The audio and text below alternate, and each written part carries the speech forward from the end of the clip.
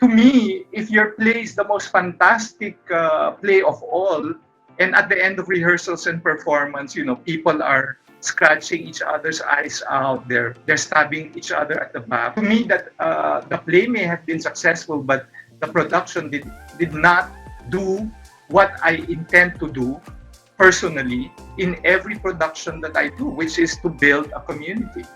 Well, the stage is a prearranged contract between the performers on one side and the viewers on the other.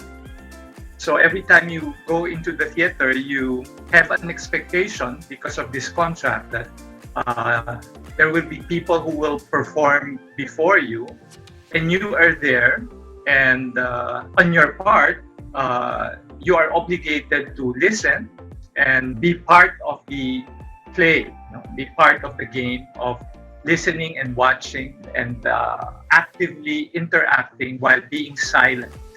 I always thought that all playwrights, when they write, they already know what the play looks like when it's staged. So in my case, it has always been. I write a dialogue, I write a scene, I write a place for the story to unfold. And from the moment that I write it, I already know how it looks like.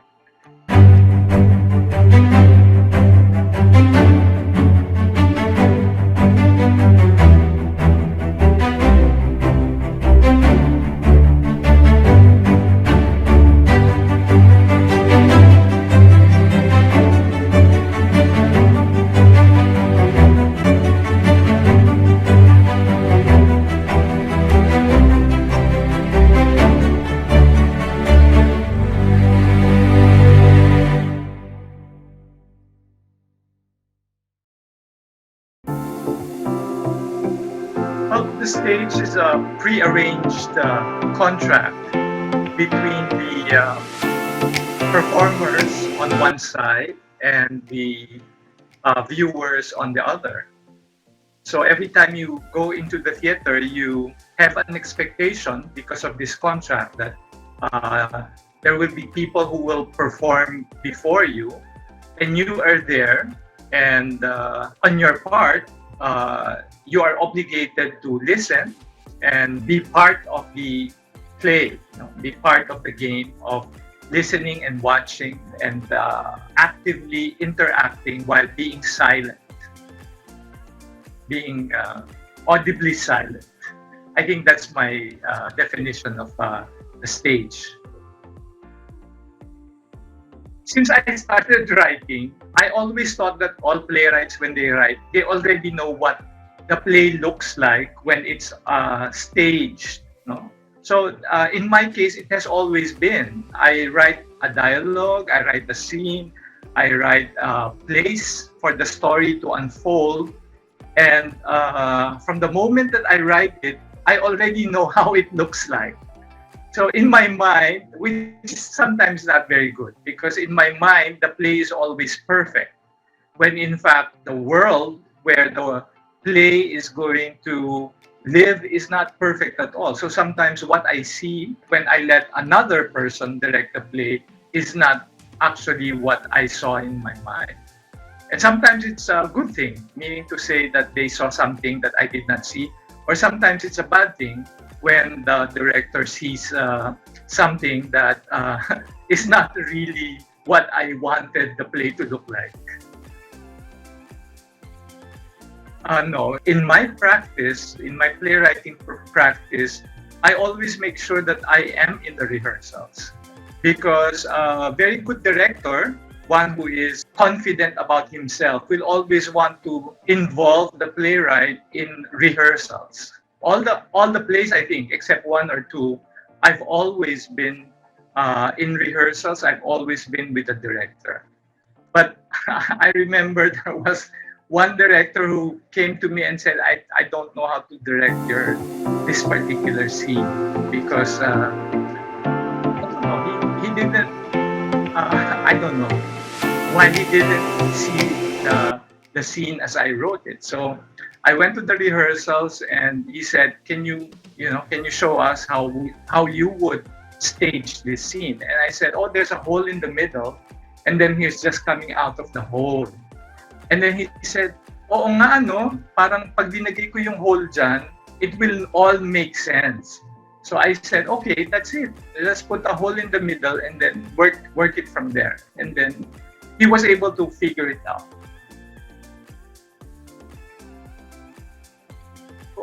I like the kind of director, not a favorite person or favorite character per se, but I like the director who is first and foremost excited about the material. Because if a director is not excited about the material, most likely he will not do anything about it. No, I also like a director who adds a layer of meaning into the play. If the director just simply stages the play, which is okay, because in my mind, it's that's what it is. No, it's that's the way I saw it. No, but sometimes a director surprises me and says, you know what, there's a hidden meaning to this particular scene which relates to another scene in the end. So if you will just tweak it a little bit and rewrite this line, it will go directly to that one last line in the end, and it will be more fantastic. And so I like a director who engages himself in the text and then tells me what he thinks about the play and adds more layers to the play, more layers than I expected the play to have.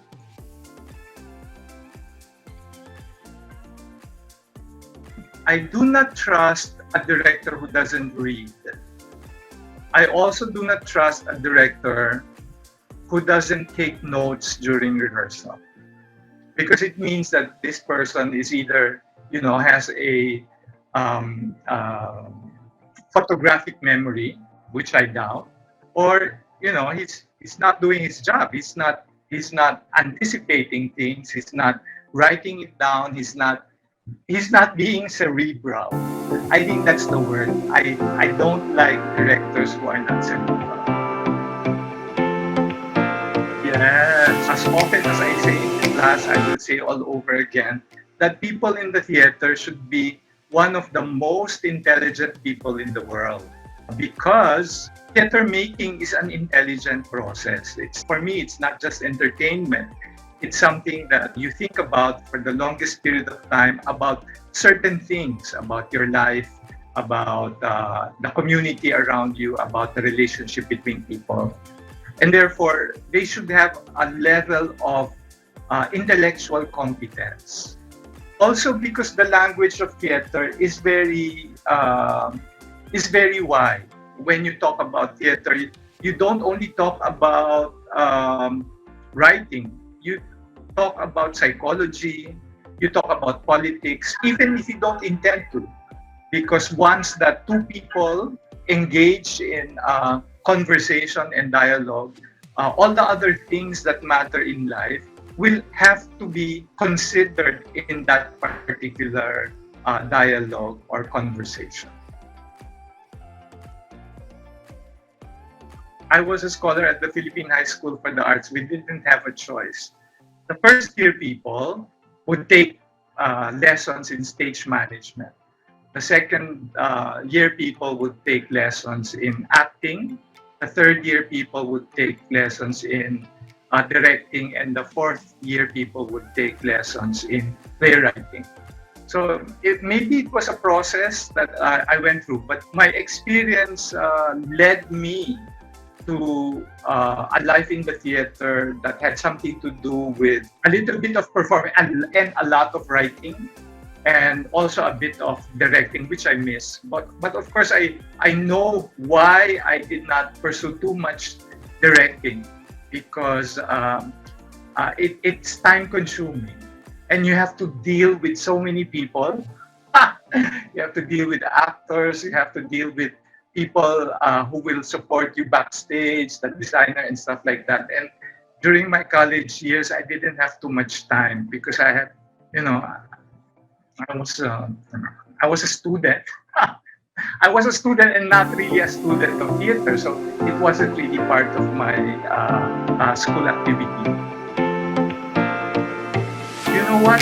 Writing for screenplay and writing for stage except for the cinematic part, more and more it's becoming the same. That's what I realized, because I've been sort of cheating the things that I've been writing for the past couple of years. I write them in my head as movies, except for the cinematic part, and I say this is for the theater. But I realized that if I converted them into a movie or a film script, it would just take a little bit of tweaking and a little bit of shortening of the scenes, and it will become a screenplay. No, I don't. Yeah. Well, no, maybe not. Maybe not. I want somebody else to problematize it. But I do like directing other people's plays. Oh, I certainly loved it. Although I don't know if Sir Ding Dong loved me back as well, but I certainly did like the process. And you know what's very important about working in the theater is primarily to work with people whose intentions and whose set of skills, theatrical skills, are the same as yours. You know, we were all together in one room, and people were so worried about us because maybe 1 week or 2 weeks before the show, we were still dissecting the play, and they just couldn't, they couldn't fathom it. They were saying, "Why are you spending so much time with the text?" And then I realized, yes, we were spending so much time with the text because we wanted to understand all of it before we staged it. And you know what? Now that you mentioned it, it was easy for me to direct it, because while Ding Dong was rewriting the lines and fixing the scenes, I really saw where it was going, and it was being directed in my mind. So when we started blocking it, it just came naturally and organically because it was already directed while we were, Ding Dong was still rewriting the play.